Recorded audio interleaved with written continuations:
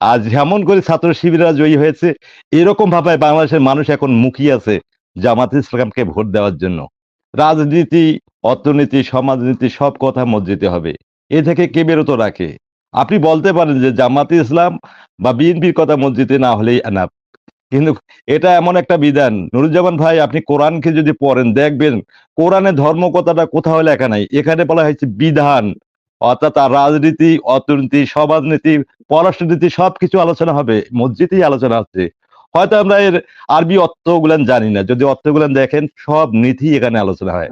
এই কোরআনটাকে আপনি বাদ দিতে পারবেন না, এটা আলোচনা হবেই। আপনি বলতে পারেন জামাত ইসলামের কথা বলতে পারেন, বিএনপির কথা বলতে পারেন, আপনারা এভাবে কেন কথা বলছেন? আমাদের হৃদয়ে রক্তক্ষরণ হচ্ছে।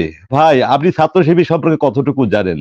ছাত্র শিবির তারা একটা সুশৃঙ্খল দল। আপনারা তো বারবার বলছিলেন বামরামরা তখন এমন ভাবে ছাত্র শিবিরকে ধরে রেখেছিল তারা পরাজিতই হবে। যখন তারা জয়ী হলেন এরপরও ট্যাগ দিচ্ছেন তারা ভোটে কারচুপি করছে। আরে ভাই, তারা তাদের যদি ওই ওখানে সামর্থ্য থাকে তারা কাজ করবেই তো।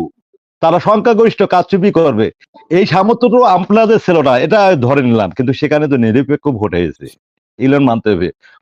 নুরজামান ভাই, কথায় আপনারা জনগণকে হয়তো বিভ্রান্ত করতে পারেন, কিন্তু আদর্শ থেকে একটা মানুষকে সরাতে পারবেন না।